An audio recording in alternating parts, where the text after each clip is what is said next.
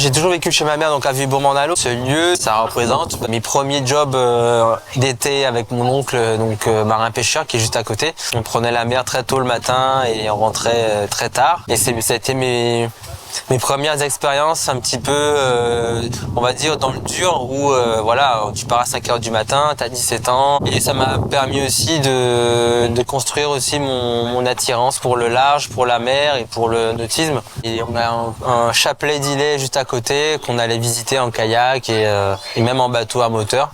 Je me souviens des journées plage qu'on faisait avec la famille en allant à Pointe-Sable, on mettait tout dans le bateau, tout le monde, et on faisait au moins 3 allers-retours tellement la famille est nombreuse.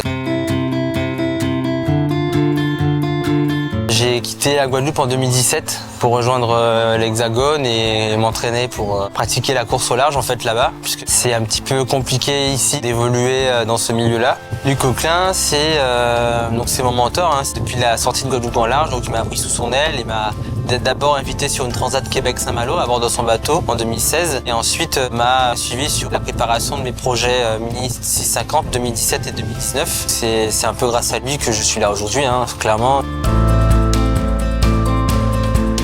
La Lou Rock'n'Roll, c'est un skipper coureur au large, je l'ai croisé sur la Québec-Saint-Malo. Après ma mini transat, en fait, Lou m'a invité donc à voir un petit peu ses ateliers, donc le chantier. Ensuite, il m'a dit, voilà, écoute, on te propose d'intégrer l'écurie pour un projet classe 40. Par contre, c'est la condition et ce qu'on fait chez nous d'habitude, chez la Loubuti, c'est qu'on envoie les skippers d'abord au chantier pour construire leur propre bateau avant de les envoyer sur l'eau. J'ai commencé à mettre les mains dans la colle en tant qu'opérateur composite et avec la double casquette aussi.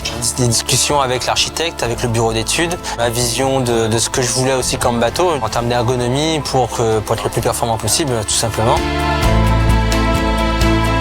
C'est un bateau, c'est un classe 40, plan lombard. La longueur 12,19 m, la largeur 4,50 m, le tirant d'eau 3 m et le tirant d'air 19 m. C'est un bateau qui est recyclable à 98%. Il est construit en résine thermoplastique. Donc c'est une résine qu'a développée Arkema qui a la particularité d'être recyclable par un procédé de chauffe et de pyrolyse. On a fait plus de 6 mois de recherche et développement pour pouvoir être sûr de notre coup. Captain Alternance, c'est le nom du projet qui est porté par une association qui s'appelle WALT. C'est We Are Alternant. Ces gens-là, je les ai rencontrés grâce à Didier Delpech du groupe Fort, présent aux Antilles, qui me suit, qui est sponsor depuis 2018. L'idée, c'était d'avoir un consortium d'entreprises dans le domaine de l'alternance et de l'apprentissage. Chaque personne est mécène, mais la vitrine, c'est WALT et Captain Alternance. C'est ma première route du Rhum. Le bateau, il a été mis à l'eau en janvier, donc il n'y a pas si longtemps que ça. Bon, on va dire que mes points faibles, on va dire que c'est un peu ma jeunesse. C'est pas un point faible, mais on va dire que j'ai un peu moins d'expérience que certains, quoi. Voilà, je suis tout jeune sur le circuit, donc je sais que je suis outsider et pas autre chose. L'idée, c'est d'être dans le top 5. Voilà, faut pas se mettre d'objectifs inatteignables. En tout cas, si la place de premier est disponible, je ne me priverai pas de la prendre, ça je vous garantis.